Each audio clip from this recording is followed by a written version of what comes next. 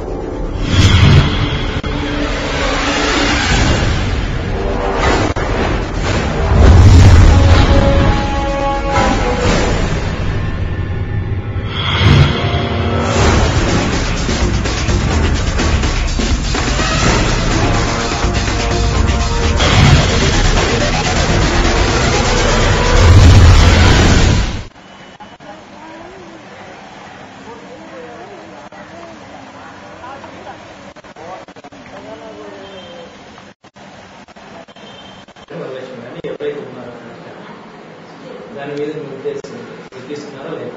నేనైతే తీసుకోలేదు sir.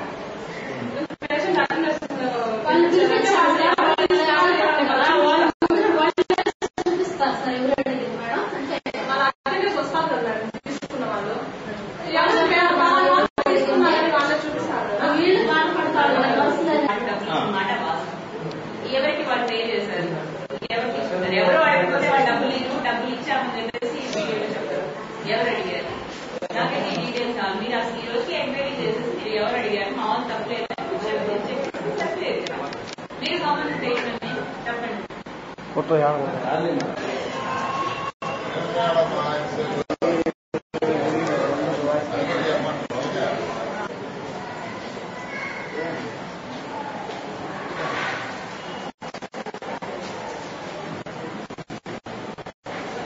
Visit చేయడం జరిగింది. నిన్న ఒక మీడియా ఛానల్లో డెలివరీకి ఒక delivery staff nurse amount demand చేశారని ముగ్గురు పేషెంట్స్ వాయిస్ ఇవ్వడం జరిగింది. దాని గురించి విచారణ చేసేదానికి ఈరోజు ఆసుపత్రికి విజిట్కి వచ్చాము. ఇక్కడ మొత్తం స్టాఫ్ నర్సులు అందరినీ పిలిచి విచారణ చేశాము. డాక్టర్ని అందరినీ ఇక్కడ నర్సులు కాదు అక్కడ ఆయా అమౌంట్ డిమాండ్ చేసిందని చెప్పారు. ఆ అమౌంట్ కూడా తిరిగి పేషెంట్లకి ఇప్పించేశారు. ఇంకా మీతో ఇలాంటి మిస్టేక్స్ జరగకుండా చూస్తామని చెప్పారు. స్టాఫ్ నర్సులు అందరూ కూడా మేము ఎటువంటి తప్పు చేయలేదని చెప్పడం జరిగింది. యాక్చువల్గా డిమాండ్ చేసినవి ఇక్కడ ఉంటే ఆయా ఆవిడకి కూడా ఇటువంటి చేస్తే కఠిన శిక్షలు తప్పవని చెప్పాము. ఇది నుంచి ఇలాంటివి జరగకుండా చూసుకుంటామని చెప్పారు. ఇటువంటి ఎక్కడ తప్పులు జరిగినా ఏ పేషెంట్ అయినా మాకు వెంటనే ఇన్ఫార్మ్ చేస్తే ఖచ్చితంగా యాక్షన్ తీసుకుంటామని చెప్పారు.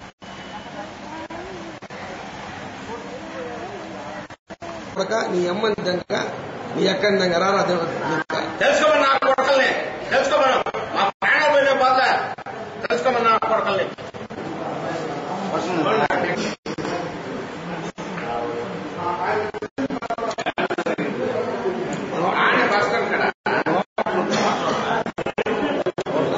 హోటల్ దగ్గర నడుపుతున్నా అని చెప్పి ఆ నుంచి నన్ను ఖాళీ చేయించే దానికోసం వాడు నన్ను బ్రెయిన్ దోర చేయించి ఆ హోటల్ కూడా వీడియో తీసుకోవడానికి ప్రయత్నం చేపిస్తూ నన్ను మానసికంగా ఇట్లా అందరికి హోటల్ ధర లేకుండా సమస్యలు పెడుతున్నాడు.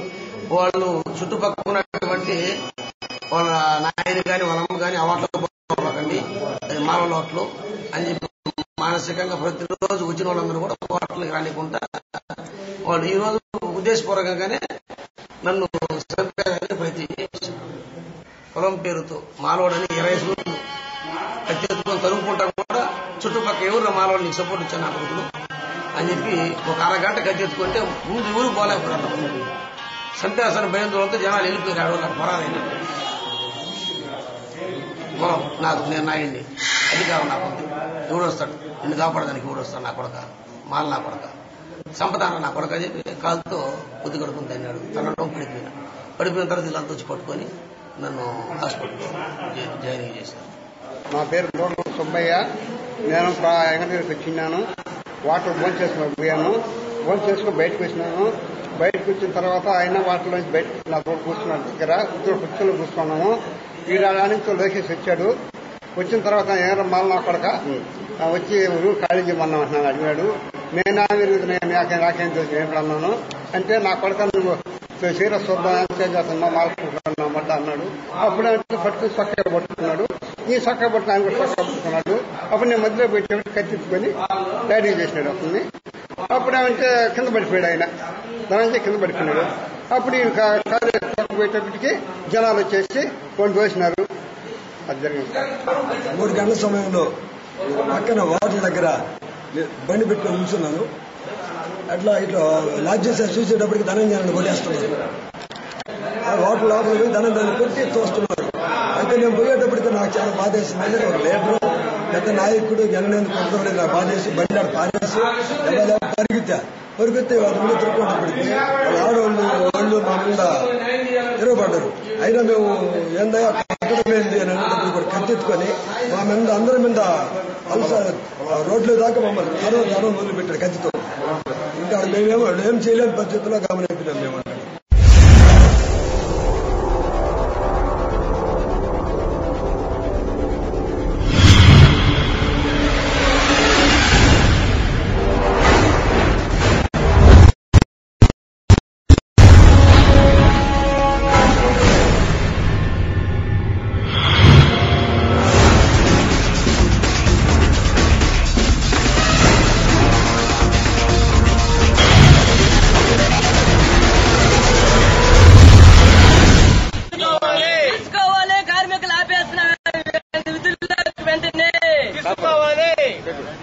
రాజశేఖర్ అంబేద్కర్ ఆలోచన ఫౌండేషన్ జిల్లా అధ్యక్షుడిని ఎస్సీ ఎస్టీ న్యాయవాదుల సంఘం ఏకం చేసి జిల్లాలో అంబేద్కర్ ఆలోచన ఫౌండేషన్ ఆంధ్రప్రదేశ్లోనే స్థాపించడం జరిగింది.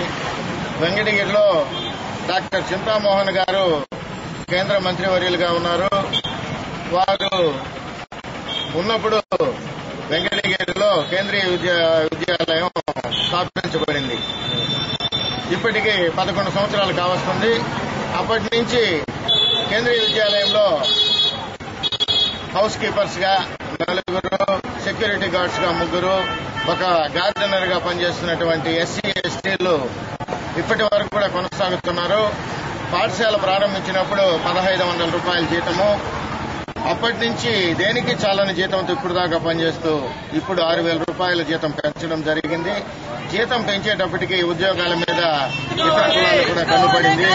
అందులో భాగంగా ఉన్నటువంటి ప్రిన్సిపల్ గారు జ్యోతి కుమార్ గారు మారిపోవడం ద్వారా ఇప్పుడు కొత్తగా వచ్చినటువంటి ప్రిన్సిపల్ ఈవి రెడ్డి గారు అంటరాంతరాన్ని పాటిస్తూ ఉండేటువంటి ఎస్సీ ఎస్టీలని కాంట్రాక్టర్తో మాట్లాడి తీసివేయడం జరిగింది. ఎటువంటి ఇంటిమేషన్ లేకుండా, నోటీస్ ఇవ్వకుండా, వారికి తెలియపరచకుండా వారిని అక్కడ నుంచి ఉద్యోగం నుంచి తొలగించడం అన్యాయము, చట్ట ప్రకారము నేరము. కాబట్టి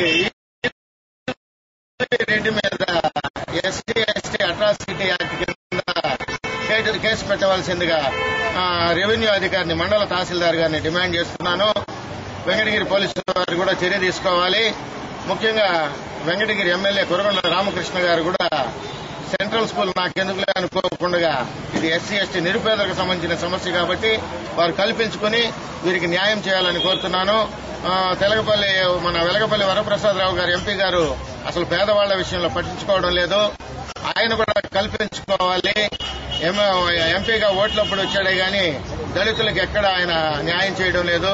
కాబట్టి వెంటనే సెంట్రల్ స్కూలులో అన్యాయం జరిగినటువంటి ఎస్సీ ఎస్టీలకు వెలగపల్లి వరప్రసాదరావు గారు ఆయన పార్లమెంట్ సభ్యుడిగా, తిరుపతి పార్లమెంట్ సభ్యుడిగా కల్పించుకుని వెంటనే న్యాయం చేయాలని, న్యాయం జరగని పక్షంలో central minister, social justice minister Ramdas Athawale గారిని కలిసి, కేంద్ర మంత్రి నితిన్ గడ్కరీ గారిని వారిని కలిసి, మానవ వనరుల శాఖ మంత్రుల్ని కలిసి వెంకటగిరి ప్రిన్సిపల్ మీద చర్యలు తీసుకునే పరిస్థితి ఉంటుంది.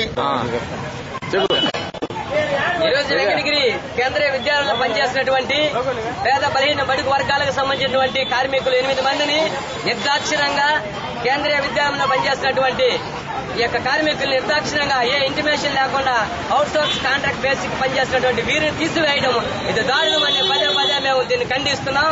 ముఖ్యంగా దీన్ని దరిదాపు 2007 నుంచి నాటి నుంచి ఇప్పటి వరకు పనిచేసిన 10 సంవత్సరాల నుంచి పనిచేసినటువంటి ఈ కార్మికుల్ని కార్మిక చట్టాలకు వ్యతిరేకంగా ప్రవర్తిస్తున్నటువంటి సెంట్రల్ స్కూల్ యాజమాన్యం గవర్నమెంట్ ఖచ్చితంగా నిలదీయాలని పదే విధంగా మేము దీని విషయం ఖండిస్తున్నాం. ముఖ్యంగా దీని విషయమై వీరిని ఆపివేయడం సందర్భంగా మేము జేసీ గారిని కలెక్టర్ గారిని కలవడం జరిగింది.